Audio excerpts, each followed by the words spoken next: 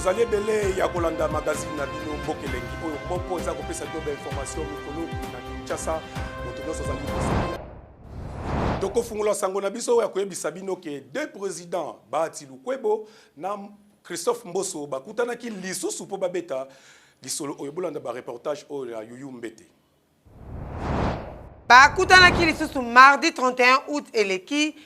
président mibale ya chambre mibale ya parlement na cabinet ya mosala ya président ya Sénat Modeste Bahati Lukwebo. Selon président de l'Assemblée nationale na bobimi na ye na séance ya mosala oyo alobaki concertation esengeli ezala permanent entre chambre mibale. Soki likambo se posé na mboka na biso esengeli na biso tosanga na liboso ya kodeside liboso ya orientation ya kozwa pona ko régler ba problème yango pona likambo etali seni sujet ezali na trait na fonctionnement ya ba famille politique na bango union sacrée ya nation ba bengisamaki na débat na boye président ya Assemblée nationale Christophe Mboso Kudia Mpwanga azalaki accompagné na premier vice-président Jean-Marc Akaboun pe deuxième vice-président Vital Banisize. Oyo, mbokelengi. Ministre intérieur y azwaki don na Monesco bapesa ki e matériel ebele pour akende ko pesa yango na la police botala reportage oyo ya Yuyu Mbete. Premier ministre et affaires et sécurité et centralisation et affaires coutumières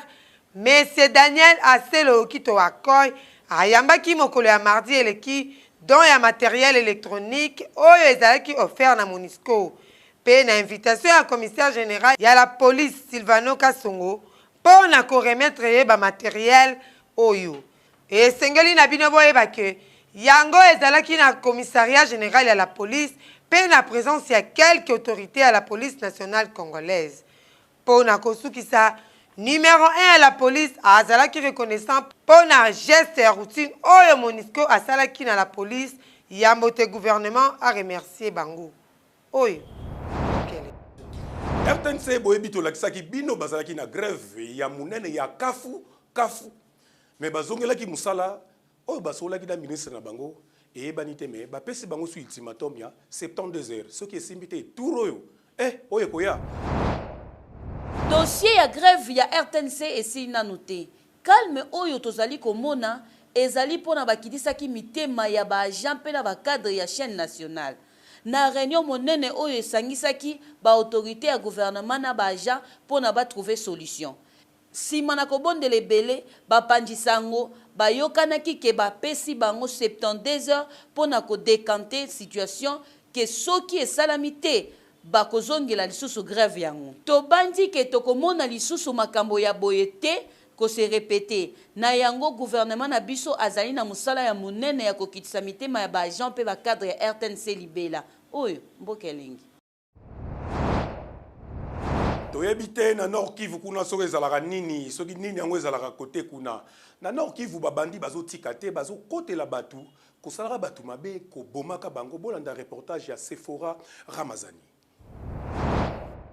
Bandi armé bazali kotika ville ya Goma chef lié ya province ya Nord Kivu kimia ata mokete bazali toujours kokoba na mosala na bango mikolo mibale lundi pe mardi eleki na butu babomaki batu mibale pe blessé bazali mingi kasi babandi yango baebani ata mokete bazali kotambola na bamoto lolenge maire ya ville alobi été à partir ya le 4 ya mois de septembre, ba motard ba kosala lisusu te après 19h. Kasi ba agent ya société civile ya Nord Kivu ba lobi que kopekisa ba motard kosala après 19h ezali solution malamu te. Po baliesaka ba famille na bango kaka na mosala wana ya kiwewa. Bazali pe kosenga na ba autorité ba bakisela bango ba policier. Lokola makambo yango ebandaki depuis 2 mois eleki na yango chef de l'état Félix Tshisekedi aebaki bongo na ko remplacer ba autorité oyo bazalaki ba civil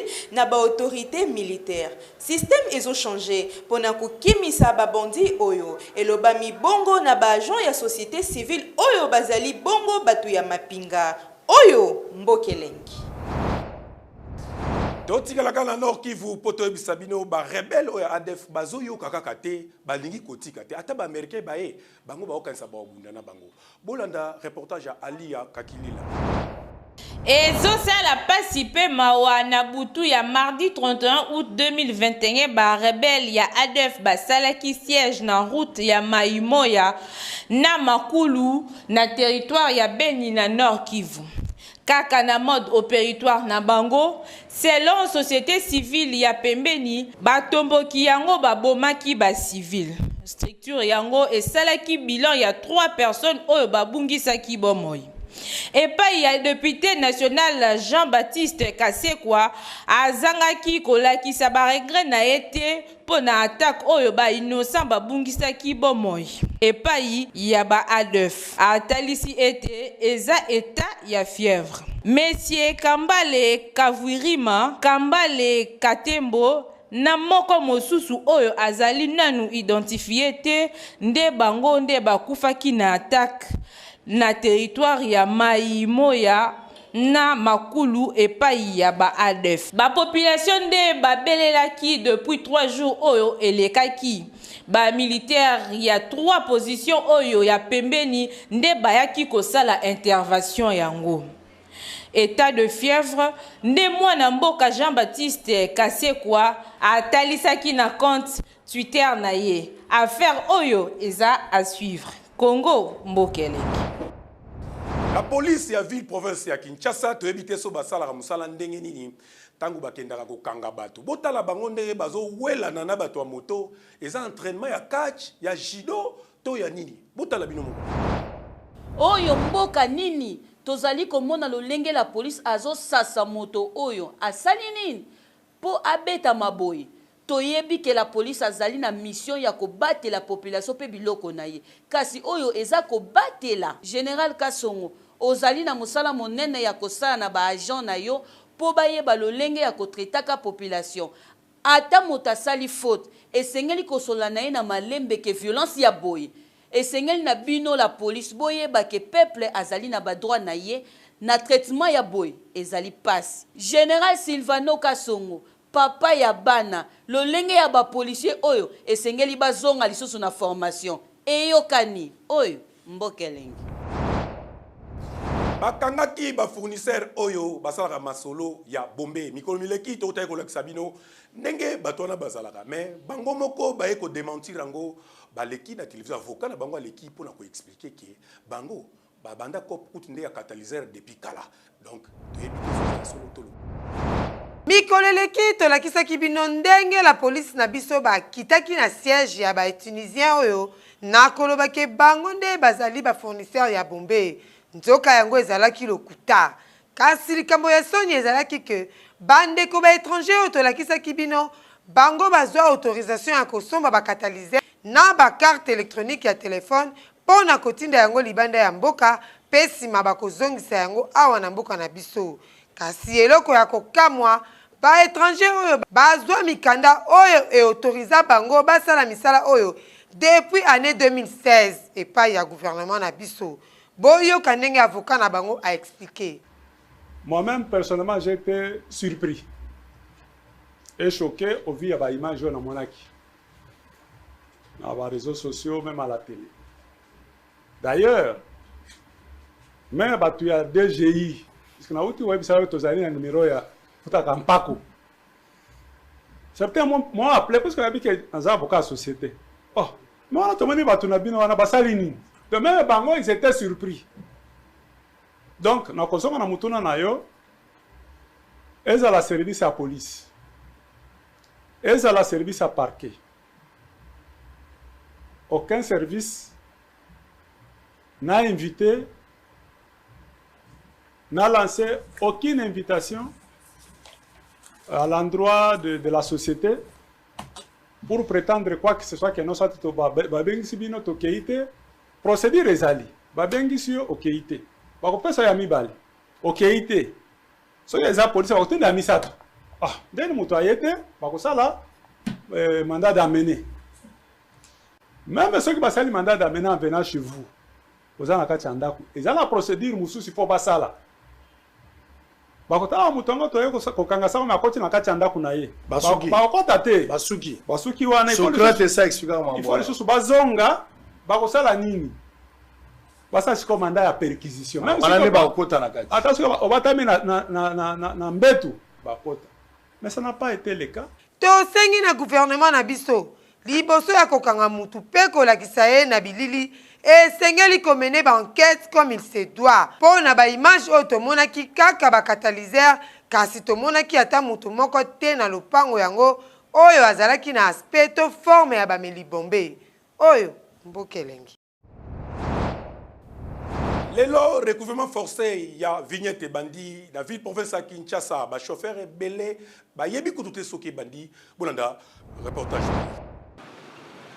Mokolo ya mercredi 1er septembre 2021 ezalaki lancement pour na contrôle ya ba vignette 2020-2021